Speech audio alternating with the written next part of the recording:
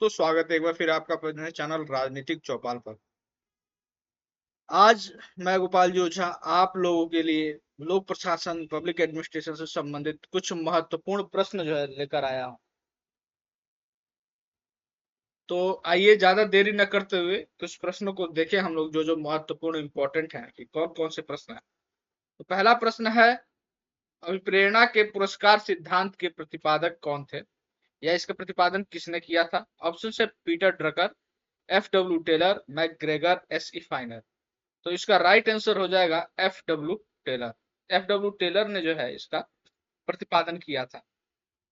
ठीक है, चलते बढ़ते हैं। वैसे इनमें इन्होंने क्या कहा था मैं आपको बताऊं तो इन्होंने इस सिद्धांत में यही कहा था कि भैया जिसको अधिक पैसा मिलेगा, अधिक वेज मिलेगा, अधिक भत्ता मिलेगा, वो अधिक काम करेगा, वो अभिप्रेरित होगा। अधिक वेतन मिलेगा यानी कि अधिक वेतन मिलेगा तो अभिप्रेरित होगा यानी मोटिवेटेड होगा, किससे? अपने वेतन से, और अधिक काम करेगा। और फिर जब अधिक फिर काम करेगा, अधिक परिश्रम करेगा, अधिक काम करेगा, तो फिर अधिक जो है उससे पैसा मिलेगा, फिर कमाई ज्यादा होगी तो फिर इसको अधिक वेतन मिलेगा।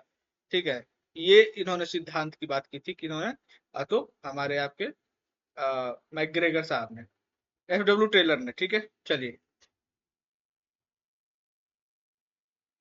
बढ़ते हैं अपने अगले प्रश्न की तरफ। हमारा अगला प्रश्न है, मनोबल एक व्यक्ति अथवा एक समूह की अंतर्निहित संपत्ति है, यह कथन किसने कहा था? ऑप्शन है L.D. White, J.D. मूने, डिमॉक एवं डिमॉक, या फिर E.C. डेविस। तो इसका राइट आंसर हो जाएगा L.D. वाइट। L.D. वाइट का यह प्रसिद्ध कथन है, उन्होंने ही जो है इसको कहा था। बढ़ते हैं हमारे अपने अगले प्रश्न की तरफ। हमारा अगला प्रश्न है हमारा, भारतीय संविधान में 1973, भारतीय संविधान में 73वें और 74वें संविधान अधिनियमों में निम्नलिखित में से किसको सम्मिलित किया गया? किसमें इनको शामिल किया गया? तो आपको पता है भाग 9 और भाग 9A में शामिल किया गया है, 9 एंड 9A में। ठीक है, ये क्या है? 73वां संविधान संशोधन, ये है ग्राम पंचायत। ठीक है, पंचायत है। और ये क्या है? तो ये आपका नगर पालिका। क्या है? नगर पालिका। क्लियर है? चलिए बढ़ते हैं अपने अगले प्रश्न की तरफ। देखते हैं हमारा अगला प्रश्न क्या है। तो हमारा अगला प्रश्न है, पहचाने कि कौन सा स्थानीय स्वशासन सरकार का कार्य नहीं है। ये आपको बताना है कि इसमें से जो कौन सा जो है स्थानीय सरकार स्वशासन का कार्य नहीं है। ठीक है, स्वास्थ्य और स्वच्छता, ग्रामीण आवास, कानून और व्यवस्था का रख रखाव, या पेयजल का प्रदान करना। स्वास्थ्य और स्वच्छता, बिल्कुल भाई अपने ग्रामीण स्तर पर ये सब ध्यान देते हैं, ग्रामीण आवास का ये सब फाइनल करते ही करता है। पेयजल प्रदान भी करने का काम है, लेकिन कानून और व्यवस्था का काम राज्य सूची के अंतर्गत आता है। ये 7वीं अनुसूची में शामिल राज्य सूची के अंतर्गत आता है। राज्य का काम है कानून और व्यवस्था का ध्यान देना। ठीक है, रख रखाव है उसको लागू करना। ठीक है, बढ़ते हैं अपने अगले प्रश्न की तरफ। हमारा अगला प्रश्न है, प्रदत्त विधान की व्यवस्था। ठीक है, प्रदत्त विधान है, ये प्रदत्त नहीं, प्रदत्त विधान की व्यवस्था से निम्नलिखित में से किसकी शक्तियों में वृद्धि हुई है? ऑप्शन है नौकरशाही की, विधायनी समितियों की, विधायिका की, या मंत्रिपरिषद की। तो ये प्रदत्त जो विधायी, ये बहुत इंपॉर्टेंट और प्रसिद्ध क्वेश्चन है, तो इसका राइट आंसर हो जाता है नौकरशाही की। इससे जो है नौकरशाही की जो उसमें जो है काफी वृद्धि हुई है प्रदत्त विधान से। अगला प्रश्न है, निम्नांकित में से कौन सी प्रत्यायोजन की प्रक्रिया नहीं है? सत्ता प्रदान करना, उत्तरदायित्व बोध या रचना, संपूर्ण सत्ता का हस्तांतरण, या कर्तव्य सौंपना। ठीक है, तो इसका जो राइट आंसर हो जाएगा संपूर्ण सत्ता का हस्तांतरण। देखिए, अगर हम आपको बताएं, प्रत्यायोजन के अंतर्गत सत्ता प्रदान करना, उत्तरदायित्व और बोध रचना, ये सब सब आते हैं। ये भी आता है, कर्तव्य सौंपना भी आता है। ठीक है, उत्तरदायित्व बोध रचना, ये सत्ता प्रदान करना भी आता है, लेकिन जो प्रत्यायोजन में है संपूर्ण सत्ता का हस्तांतरण नहीं होता है। ठीक है, अगला प्रश्न है, पुरुषों और महिलाओं की लोक सेवाओं में सही वक्त पर सही पदोन्नति करना लोक सेवाओं में पूर्ण क्षमताओं को विकसित करने की अति आवश्यक प्रक्रिया है। यह कथन कहा गया है, किसने कहा है, कब कहा है, कैसे कहा है? तो मैं बताऊं, ये फुलटन समिति जो है, फुलटन समिति 1968 में इन्होंने ये कहा था। ठीक है, 1968 में, ये ध्यान रखिएगा। ठीक है, फुलटन समिति ने कहा था, क्या कहा था? तो पुरुषों और महिलाओं को लोक सेवाओं में सही वक्त पर सही पदोन्नति करना लोक सेवाओं में पूर्ण क्षमताओं को विकसित करने की अति आवश्यक प्रक्रिया है।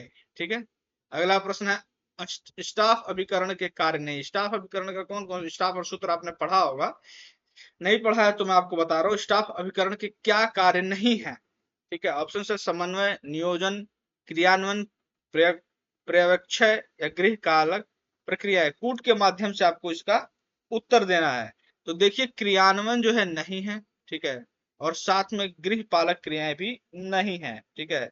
ये सही हो जाएगा। 3 और 5 नहीं है। हेनरी फ्यूल के अनुसार यह जो है बाकी स्टाफ उपकरण में समन्वय नियोजन पर्यवेक्षय आता है, ठीक है। बढ़ते हैं अपने अगले प्रश्न की तरफ।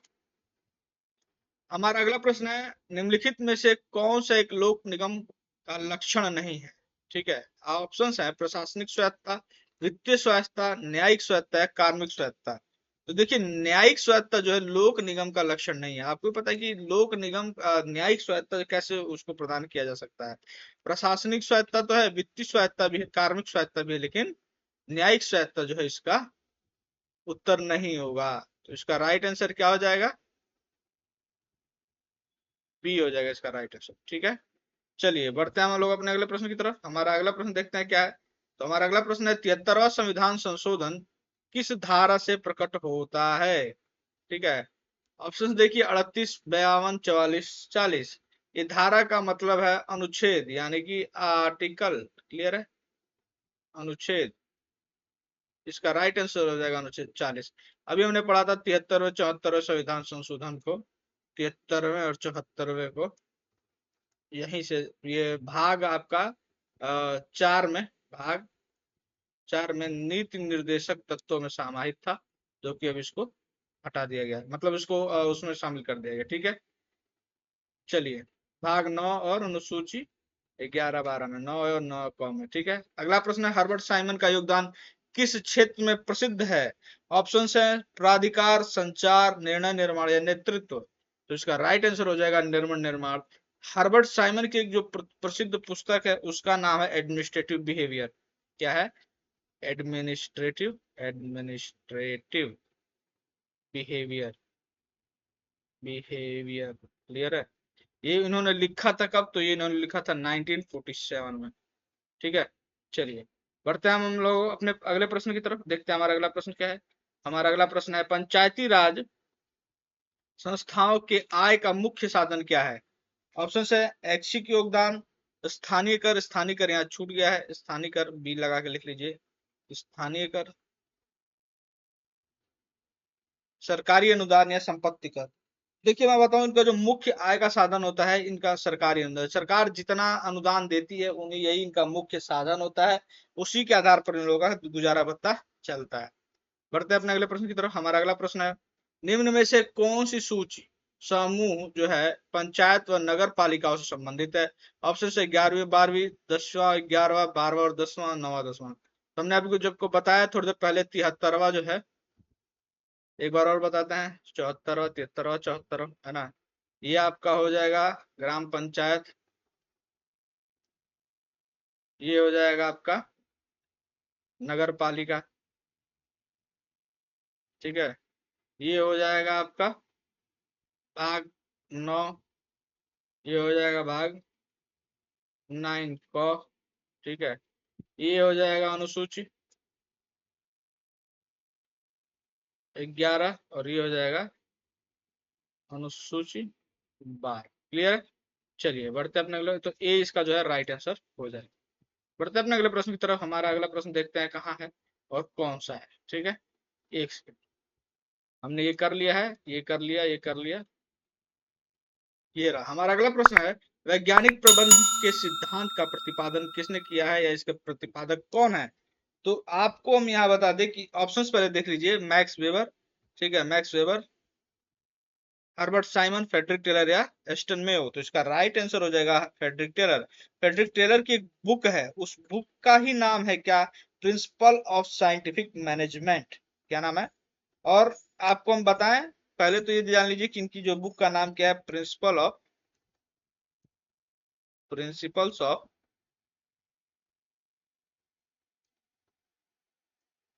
साइंटिफिक मैनेजमेंट, ठीक है। ये बुक आई थी 1911 में। कब आई थी? 911 में, ठीक ना।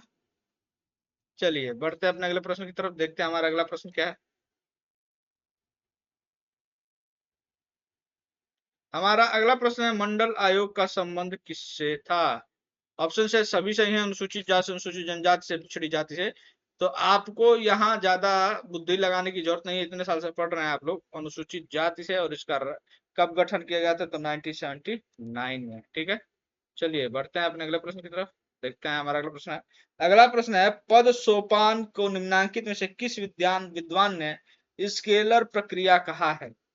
अब जैसे एल डी वाइट, फिफ्नर या साइमन, तो या मुने औरेले। तो मुने औरेलो ने जो है इसको क्या कहा है? स्केलर प्रक्रिया कहा है। एक चीज और बताएं कि हेनरी फ्योल जो है, इसमें नहीं लिखा है उनका नाम, उन्होंने स्केलर चेन कहा है। स्केलर चेन किसने कहा है? किसने कहा है? तो हेनरी फ्योल ने। ठीक है, चलिए बढ़ते हैं हम लोग अपने अगले प्रश्न की तरफ। अगला प्रश्न है, निम्नलिखित में से कौन लोक प्रशासन का आधारभूत सिद्धांत नहीं है? ठीक है, ऑप्शन से सामाजिक आवश्यकता, आर्थिक उत्तरदायित्व, लोक उत्तरदायित्व या राजनीतिक निर्देशन। तो राजनीतिक निर्देशन जो है ये लोक प्रशासन का आधारभूत तत्व या सिद्धांत नहीं है, ये आपको ध्यान रखना है। चलिए अगला प्रश्न, सूत्र एवं स्टाफ प्रकार के संगठन का सर्वप्रथम निम्नलिखित में से किस एक में प्रादुर्भाव हुआ था? यानी कि सूत्र एवं स्टाफ जो है आपने पढ़ा होगा इसके बारे में, इसका सर्वप्रथम कहाँ से इनकी उत्पत्ति हुई? ऑप्शन से लोक प्रशासन में, नगर पालिका में, शैक्षणिक प्रशासन में। तो राइट आंसर हो जाएगा सैन्य प्रशासन में। ये इंपॉर्टेंट क्वेश्चन है, इसको आप याद रखिए। ठीक है, बढ़ते हैं हम लोग अपने अगले प्रश्न की तरफ। अगला प्रश्न है, निम्नांकित में से कौन सा सुमेलित नहीं है? सही सुमेलित नहीं है। ठीक है, इसमें आप समन्वय उर्विक, समन्वय का साइमन, विकेंद्रीकरण उर्विक, औपचारिक सत्ता फ्योल या आदेश की दिशा गुलिक। तो इसका राइट आंसर हो जाएगा औपचारिक सत्ता जो है ये किसका है? औपचारिक सत्ता जो है किसका है? हेनरी फ्योल का है। कौन सा सुमेलित है ये पूछा है। ठीक है, कौन सा सुमेलित है, इसीलिए मैं एक बार कंफ्यूज हो गया कि ये इसमें कैसे होगा। तो औपचारिक सत्ता जो फ्योल का है, और आपको हम फ्योल के बारे में बताएं, फ्योल के बारे में। तो फ्योल जो है लोक प्रशासन में शास्त्रीय सिद्धांत के जनक भी माने जाते हैं। शास्त्रीय सिद्धांत के जनक, ये ध्यान रखिएगा। क्लियर है, चलिए बढ़ते हैं अपने अगले प्रश्न की तरफ। हमारा अगला प्रश्न है, समिति द्वारा उच्च पदस्थ लोक सेवाओं का वर्तमान प्रचलित वार्षिक गोपनीय प्रतिवेदन के स्थान पर कार्य प्रदर्शन मूल्यांकन के आधार पर पदोन्नति का सिफारिश किया, किस समिति ने किया है? आप ऑप्शंस देख रहे हैं, आपको डायरेक्ट ज्यादा देरी न करते हुए आंसर बताएंगे। सुरेंद्र नाथ समिति ने 2003 में इस समिति ने अपनी रिपोर्ट दी थी, और उसी में इन्होंने ये कहा था। ठीक है, क्या कहा था कि उच्च पदस्थ लोक सेवाओं के वर्तमान प्रचलित वार्षिक गोपनीय प्रतिवेदन के स्थान पर कार्य प्रदर्शन के आधार पर इनकी पदोन्नति होनी चाहिए। ठीक है, ये नहीं कि गोपनीय तरीके से इनका जो पदोन्नति हो। क्लियर। अगला प्रश्न है, एक लोक कल्याणकारी राज्य को किस कार्य से बचना चाहिए? ऑप्शन से जन सहमति निर्माण, जन आक्रोश को दूर करना, जनहित संबंधी, ये जो भी जनहित संबंधी जो भी कार्य हो, या जनमत दबाना। तो जनमत अगर वो दबाएगा लोक कल्याणकारी राज्य, तो फिर वो लोक कल्याणकारी किस काम का? फिर तो वो जो है एक तानाशाही राज्य हो जाएगा ना। जनमत दबाना उसका कार्य नहीं है, और उससे बचना चाहिए। चलिए अगला अगला प्रश्न हमारा, निम्न में से एक हर्बर्ट साइमन के निर्णय निर्माण उपागम की क्या विशेषता है? इसमें से कौन सा एक जो उसकी विशेषता है? तो उसका राइट आंसर हो जाएगा बुद्धिपरक वैज्ञानिकता। ठीक है, हर्बर्ट साइमन जो है अपने से पूर्व प्रचलित प्रशासनिक सिद्धांतों को कहावत कहते हैं। प्रशासनिक सिद्धांत को कहावतें कहा है, ये क्वेश्चन पूछा जाता है कि कहावतें सिद्धांतों को किसने कहा है, या मुहावरा किसने कहा है? तो उन्होंने ही कहा है। ठीक है, हमारा अगले दो क्वेश्चन है। हमारा अगला प्रश्न है, देखते हैं हमारा अगला प्रश्न क्या है। आदेश की एकता अवधारणा निम्नांकित निम्नांकित में से किस सिद्धांत की पूरक है?